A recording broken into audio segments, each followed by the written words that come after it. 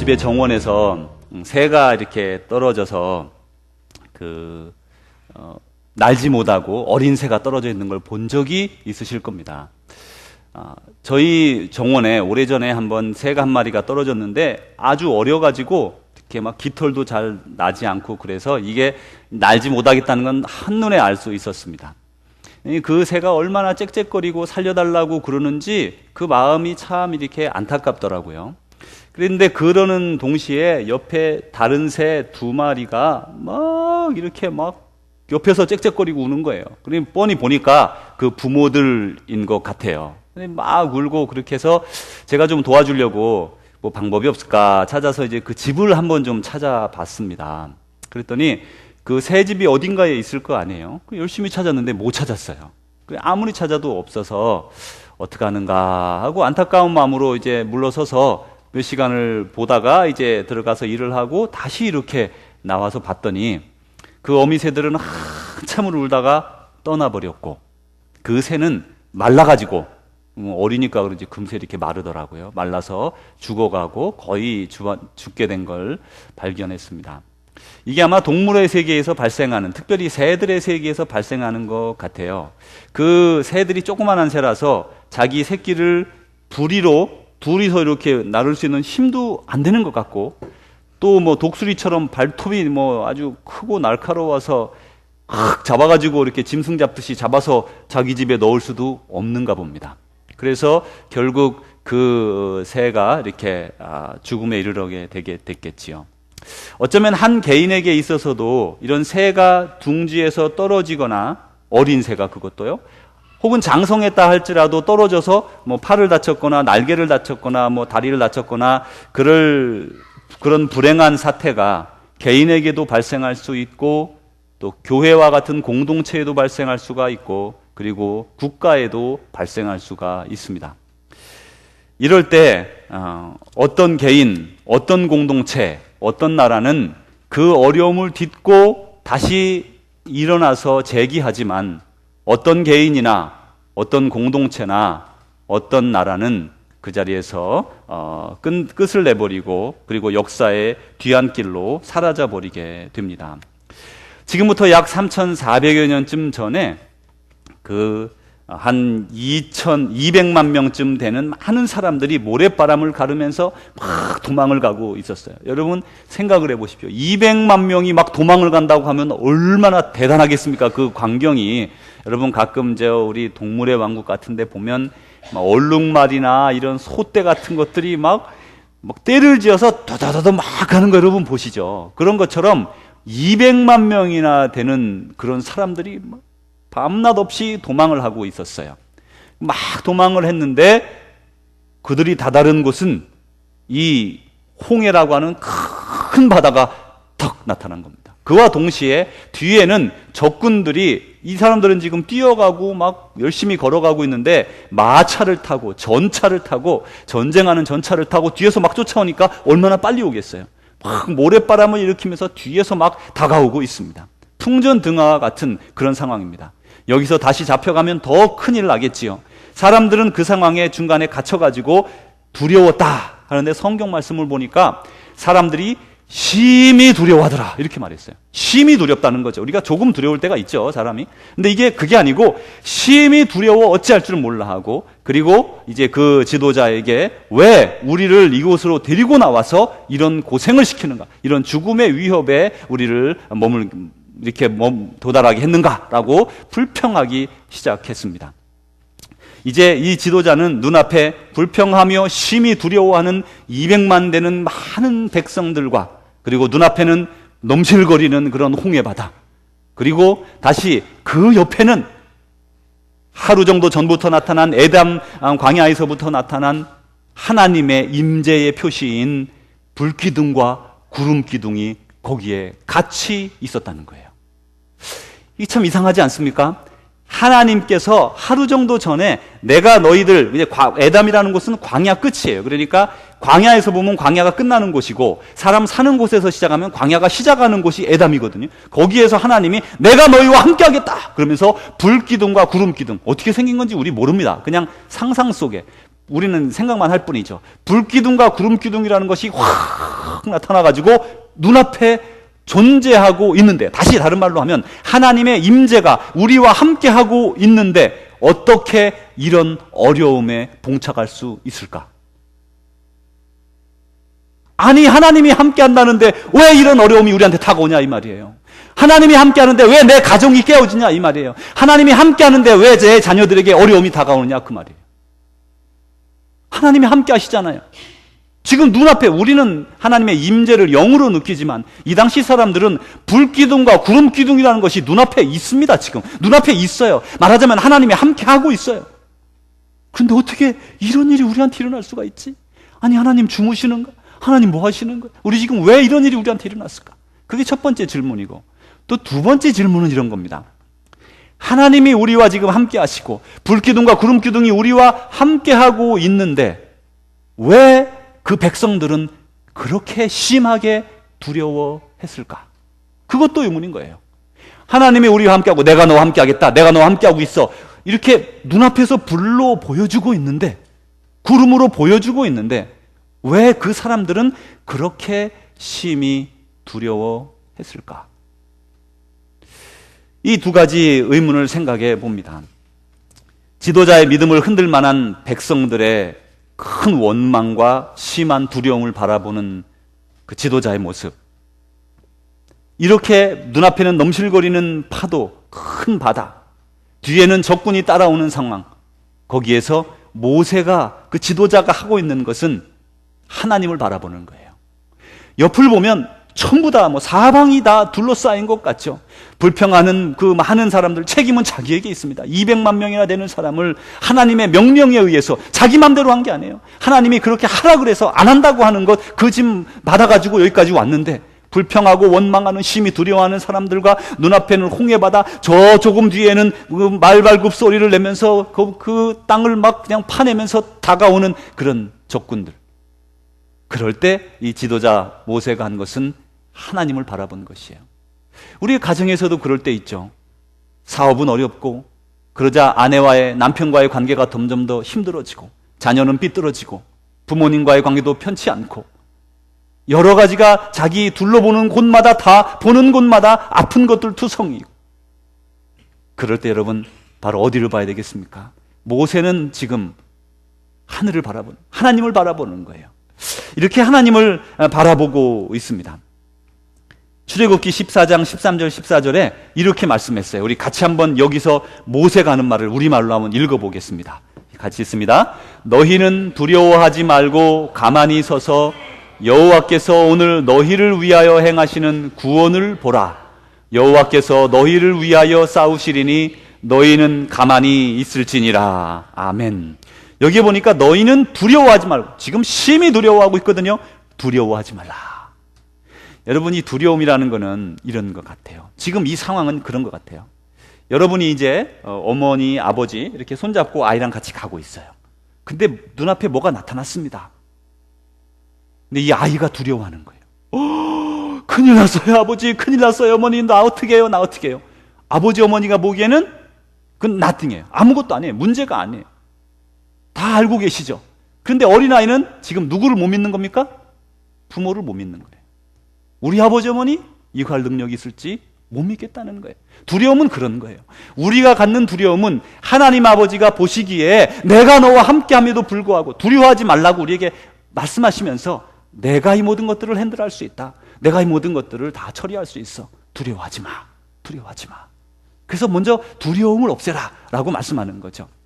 이제 모세는 하늘을 바라보면서, 주님을 바라보면서 두려워하지 않고 주님을 바라보았습니다. 그럴 때 어떤 일이 일어났습니까? 그 넘실거리는 홍해바다가 반이 갈라져가지고 마른 땅으로 그 홍해바다를 건너게 되어서 그 민족이 살아나게 되었습니다. 이 이스라엘 민족은 아주 작은 중동의 나라여서 이 나라는 이런 우여곡절을 많이 겪었어요. 물론 우리나라도 그런 많은 어려움을 겪었기 때문에 전 세계에서 이스라엘을 이해할 수 있는, 가장 잘 이해할 수 있는 나라는 우리나라라고 합니다. 우리나라도 여러 번 외침을 당했고 아주 그 위치가 그 지정학적으로 중요한 위치여서 고통을 많이 당했죠. 침략을 많이 당했었죠. 나라를 많이 빼앗겼었습니다. 근데 이제 이 이스라엘이 이제 한 번은 그 동쪽으로 1500km나 되는 아주 먼 거리에 떨어진 나라에 거기에 이제 바벨론이라고 하는 그 당시 최강대국이 일어나게 되었어요. 여러분, 그 먼 거리에서 강대국이 일어나는 한들 무슨 소용이 있겠습니까? 그렇게 먼데. 웬걸 그 나라는 점점점 커지더니 서쪽으로 진군해서 서쪽에 이스라엘까지 와서 이스라엘을 점령하게 되었습니다. 극렬하게 대항해 보았지만 다 무너지고 심지어 그 당시 강대국이었던 애굽까지도 이제 바벨론에 속하게 되었어요. 이런 어려움이 막 찾아오고 있을 때 이 그 당시 사람들은 전쟁에 승리하면 그 나라가 다시 일어나지 못하도록 어떤 방법을 썼는가 하면 그 지역에 있는 귀족들이나 혹은 왕족이나 또 유능한 사람들은 그대로 잡아다가 이 먼 거리에 이동시켜 놓았습니다. 그러니까 이 나라에는 다시 일어설 수 없는 거죠. 또 다른 사람들을 이쪽에다 또 옮겨놨어요. 그러니까 인종을 섞이게 하고 민족을 섞이게 하고 해서 다시는 그 나라가 이 바벨론에 대응하지 못하도록 그런 방법을 썼었습니다. 그래서 유능한 많은 사람들이, 이스라엘 사람들이 이제 잡혀가 가지고 바벨론에 살게 되었어요. 그런데 그 잡혀갈 때 예레미야라고 하는 사람이 어떻게 예언을 했는가 하면 70년이 지나면 너희들이 고국으로 돌아오리라, 그런 예언을 했어요. 그래서 사람들이 잡혀갔지만 잡혀가서도 그런 예언을 듣고 그래, 우리는 분명히 고국으로 돌아갈 수 있을 거야, 우리는 분명히 돌아갈 수 있을 거야, 소망을 가졌습니다.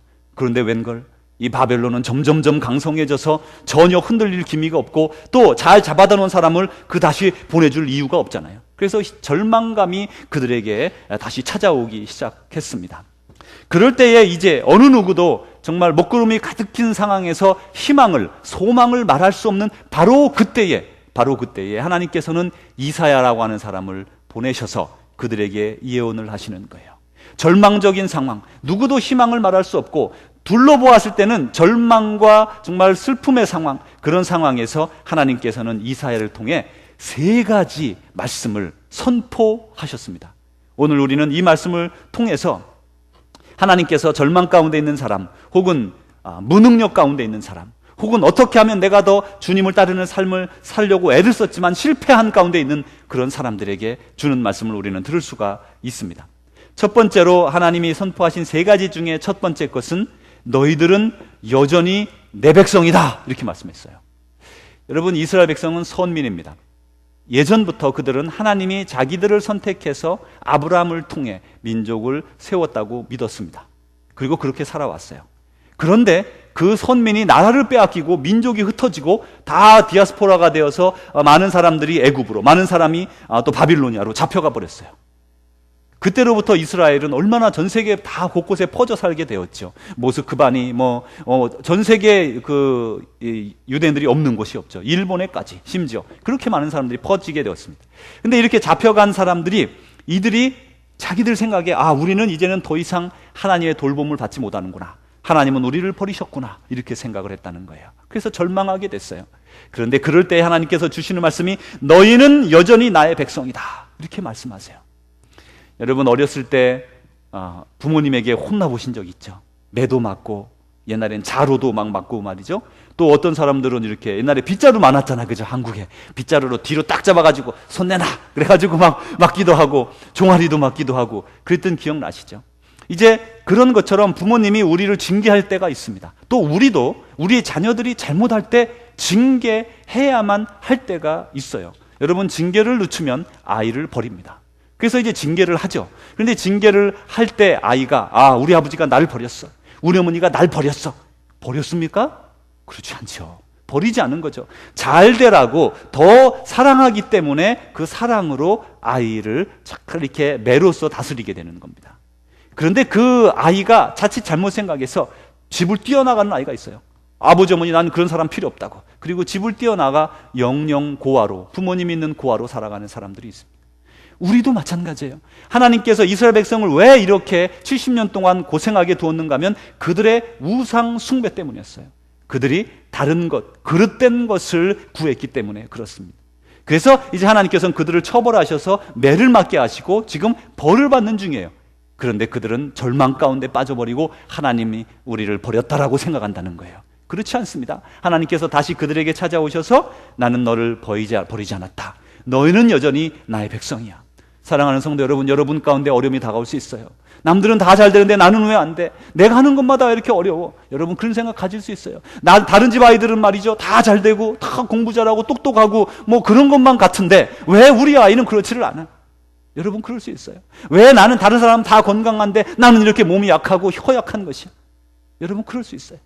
근데 그럴 때, 절망스러울 때, 뭔가 더 이상 나아질 것 같은 기미가 없을 때, 그럴 때에도 주님은 우리에게 말씀하시죠. 너는 여전히 내 아들이야.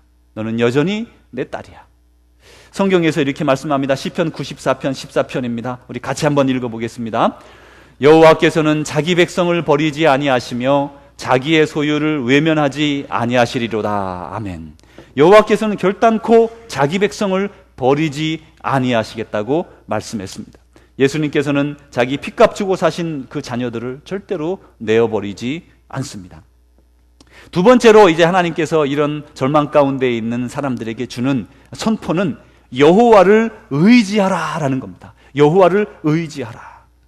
여호와는 우주 만물을 만드신 분이고 우주 만물을 만드신 분은 운행하시고 그 속에서 필요한 강한 능력을 가진 분이시고 또 하나님을 의지하면 우리는 무엇이든지 할 수 있다고 말씀합니다.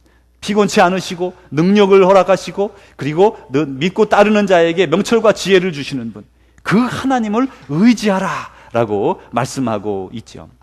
며칠 전에 제가 미국의 어떤 상원 의원 의사였는데 상원 의원이 된 그 사람의 그 인터뷰를 들었습니다. 이 미국 분이신데 백인 분이신데 이분이 그렇게 말씀했어요. 미국에서 상원 의원으로 살아가면서 예수님을 믿는 것은 너무나 어려운 일이다. 왜냐하면 상원 의원이 되면서 물론 초선이나 뭐 이렇게 처음에 돼가지고는 좀 어렵겠지만 나중에 상원 의원이 어느 정도 자리가 굳어지고 자기의 입지가 굳어지면 자기의 직업도 있을 뿐만 아니라 직업을 그것을 그만둔다고 해도 상원 의원으로서의 영향력이 있어서 자기의 삶에 미국이 멸망하지 않는 한 부담이 없다는 거예요. 불편이 없는 거예요. 다 가지는 거예요. 다 가지는 거예요. 사업을 하는 사람은 넘어질 수가 있지 않습니까? 물론 저축을 해놓을 수가 있어요. 정치만 가진 사람이 이제 넘어질 수 있겠지만 상원 의원쯤 되면 이제는 가질 모든 걸 가졌기 때문에 미국 사회에서 부담이 없대요. 그래서 의지할 게 없대요. 누구한테 의지할 게 없대요. 그래서 예수님을 믿는다는 게 상원을 해서 예수님을 믿는다는 게 미국에서는 어렵다. 그렇게 고백을 했습니다. 예전에 제가 아는 분이 이제 어스틴에서 그 감리교회의 한국 우리 코리안 아메리칸이 목회를 하게 됐어요. 이제 유스 미니스트리를 미국 아이들을 가르쳤는데 그분이 이제 한국에 이제 종교 비자를 받으려고 학교를 마치고 신학교를 마치고 종교 비자를 받으러 한국으로 가서 미국 대사관에 가서 종교 비자를 신청을 했습니다. 근데 안 되는 거예요. 분명히 일도 하고 있고 그게 또 미국인 교회잖아요. 한인 교회가 아니고. 그리고 다 서포트가 된다고 다큐멘을 가져왔는데도 비자를 못 주겠다는 거예요. 학생으로 갔는데 왜 가서 이런 종교적인 일을 하느냐 이렇게 이제 이유를 삼았어요. 그러자 이분이 이제 3개월이나 거기에 대책 없이 있다가 가만히 생각하니까 이 미국에 그분이 다니는 교회에 상원 의원 한 분이 있었어요.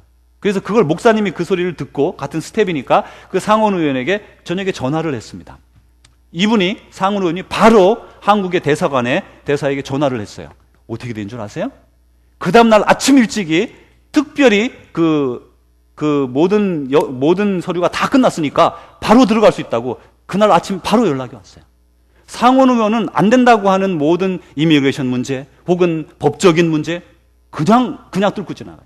그렇게 능력이 많아요. 그렇지만 그런 사람들은 예수님 믿고 의지하고 따르기가 어렵다라는 그 사람의 고백을 들어보죠. 그러나 여러분 가만히 보십시오. 우리도 보세요. 내가 다른 사람보다 조금 이런 면에 나아요. 내가 다른 사람보다 이런 면에 좀 우수합니다. 그러면 자기 자신도 모르게 교만이 싹트고 하나님을 의지하지 않게 되죠. 나는 내 힘으로 할 수 있어. 나는 내 능력으로 살아갈 수 있어. 그러면서 하나님을 의지하는 마음을 놓아버리게 되는 거예요. 그렇죠. 물론 여러분 잘하는 것들 있습니다. 그것 때문에 여러분 시큐리티가 되어서 여러분은 안전할 수 있어요. 그런데 여러분 보세요. 이 크게는 지구라고 하는 큰 지구가 있는데 하나님께서는 그 지구에 날아가는 돌들이 있지요. 이렇게 돌들이 막 날아오죠. 돌들이 날아올 때에 큰 돌 하나만 날아와서 지구에 턱 부딪히면 지구는 그날로 끝장나는 거예요. 하나님은 그 우주 만물을 운행하시면서 돌들까지도 지구를 피해가도록, 적당한 것들은 맞아도 괜찮도록 다 만드신 분이에요. 지구를 보호하시는 것에서부터 한 가정, 사람, 어떤 위기 가운데 있다 할지라도 하나님은 그 가정을 돌보시는 거예요. 그래서 그럴 때 우리는 하나님을 의지하는 거예요.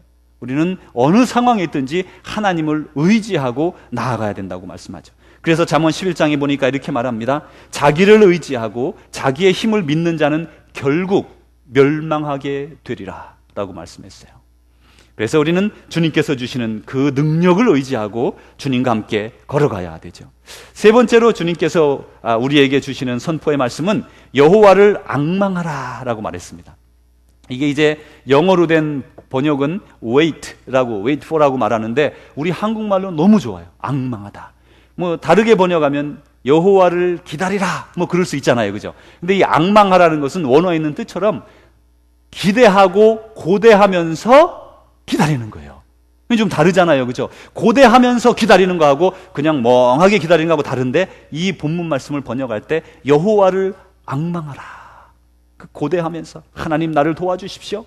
기대하는 자에게 하나님께서 사모하는 자에게 문제의 능력의 해결을 주시겠다고 말씀하고 있는 거예요. 절망감은 마치 바이러스와 같습니다. 절망감이 어느 한 개인의 가정에 들어오거나 사회나 공동체에 들어오거나 국가에 들어오면 순식간에 마치 사르스가 그 홍콩 같은 데를 막 점령해 가는 것처럼 그 나라를 막 점령해 가고 그 공동체를 점령해 가고 그 가정을 막 점령해 갑니다. 그래서 여러분 한국에 IMF가 오고 어려웠을 때에 많은 가정에 경제적인 위기가 찾아왔어요. 미국도 아마 몇 년 전에는 그렇게 큰 어려움이 찾아와서 많은 어려움들이 가정마다 찾아왔죠. 그리고 나서 일어난 상황이 뭐였냐면 가정이 파괴되는 것이었어요. 가정의 이혼이 아주 많이 늘어났어요. 경제적으로 가정이 어려워지니까 그것 때문에 가정이 깨어지더라고요. 그게 무슨 말씀이에요? 이것은 여기에서 지금 우리가 멸망감, 절망감이 우리에게 막 찾아 들어오면 그것이 전달돼서 가정이 막 흔들리는 거죠. 공동체도 마찬가지입니다. 공동체가 흔들리기 시작하면 어느 한 사람의 유언비에 의해서 교회가 깨어지는 건 순식간입니다. 어느 한 사람 매장하는 것도 순식간이에요. 그건 진짜가 아니에요. 진실이 아니에요. 그럼에도 불구하고 그런 거짓된 말을 듣고 남의 말하기 좋아하는 사람들은 말을 전파하죠.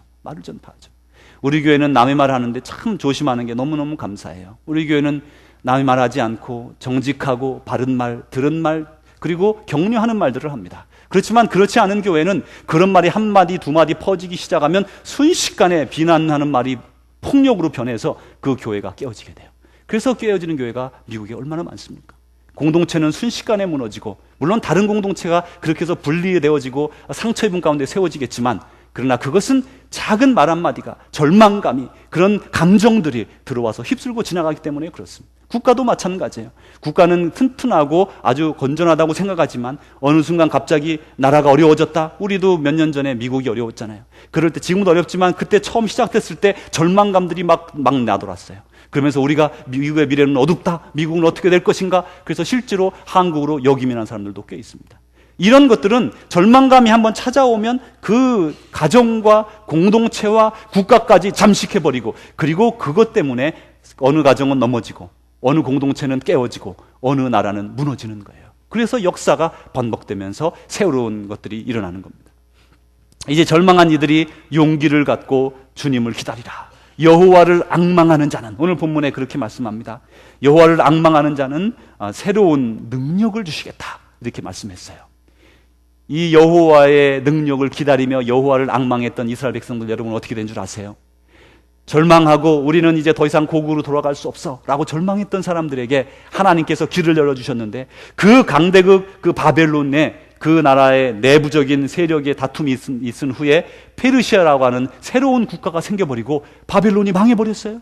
그리고 페르시아라고 하는 그 초대왕 고레스는, 이 고레 사이러스라고 하는 왕은 자기 고국으로 돌아가서 자기 고국에서 자기의 신전을 다시 세워도 좋다는 그런 허락을 해줍니다. 그래서 이스라엘 백성들은 자기들에게 처음에 예루살렘 성전에 있던 것 다 뺏겼는 것, 그 성전 기명들을 다시 다 가지고 집으로, 그래서 다시 예루살렘을 건축하게 됩니다.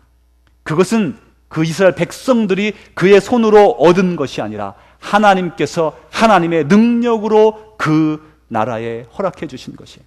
대한민국도 그렇지 않습니까? 우리나라도 일제 36년간 압박을 받았지만 하나님께서 도움의 손길을 내밀어 주셔서 미국이 일본의 원자탄을 투하함으로 말미암아 그 이후로 며칠 이내에 일본 천황은 항복하고 말았어요. 우리가 우리 힘으로 거두어 드렸습니까? 그렇지 않아요.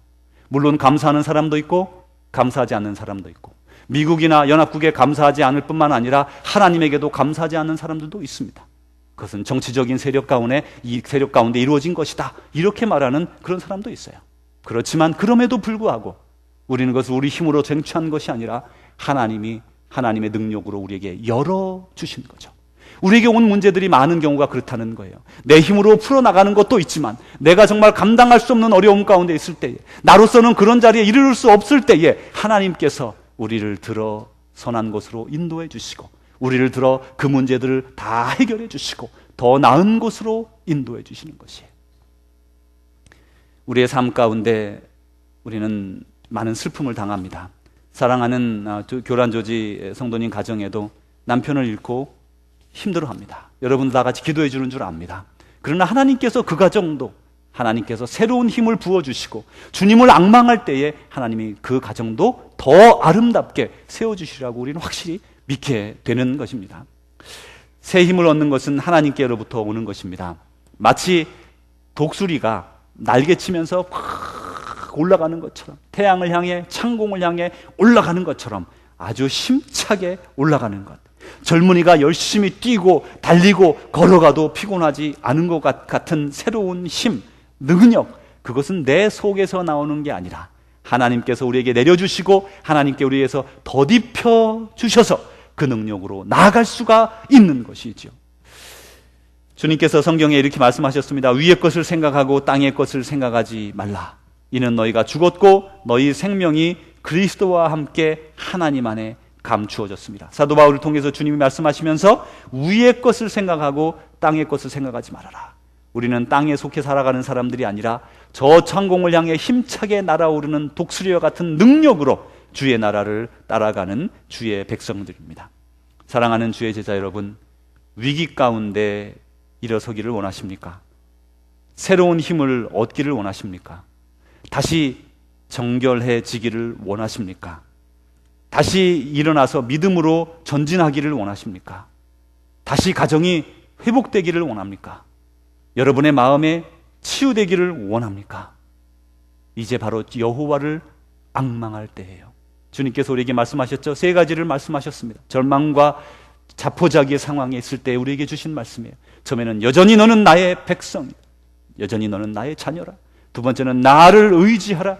세 번째로 나를 앙망하라. 여호와를 앙망하라 말씀하셨습니다.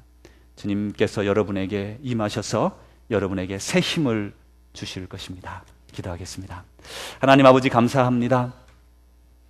우리 각자 상황 속에서 포기하고 또 포기되었던 것들, 혹은 절망한 것들, 혹은 지금의 상황이 절망 가운데 있는 경우가 있습니다. 하나님, 이 시간 여호와를 앙망합니다. 여호와를 의지합니다. 우리 가운데 임재하셔서 새 힘을 허락해 주시옵소서. 예수님 이름으로 기도하옵나이다. 아멘. 사랑하는 주의 제자 여러분, 여러분의 삶에 걸림돌이 있습니까? 혹은 여러분의 믿음의 삶의 소원이 있습니까? 이제 주님께 나아가야 할 때입니다. 주님께서 말씀하셨습니다. 너희는 여전히 나의 백성이다. 너희는 나를 의지하라. 너희는 나를 앙망하라. 그리하는 자에게 하늘로부터 하나님의 능력이 내려와 여러분이 능력을 덧입게 될 것입니다. 여러분의 삶에 놀라운 사랑의 열매, 믿음의 열매, 성령의 열매들 맺어지고 여러분의 삶을 통해 참 기쁨을 하나님께 돌려드리시기 바랍니다. 이제는 우리 구주 예수 그리스도의 은혜와 하나님의 사랑하심과 성령님의 교통하심이 오늘도 주님을 사랑하며 주신 말씀대로 다시금 주님을 앙망하기로 작정하며 주님을 바라보는 주의 귀한 백성들 위해, 사랑하는 우리 조국 대한민국과 사랑하는 이 땅 미국 땅 위에, 전 세계 방방곡곡에 예수 그리스도를 따르기 위하여 애쓰고 수고하고 노력하며 주님을 바라보고 앙망하는 주의 모든 백성들 위해 이제로부터 영원히 함께 하시기를 축원하옵나이다. 아멘.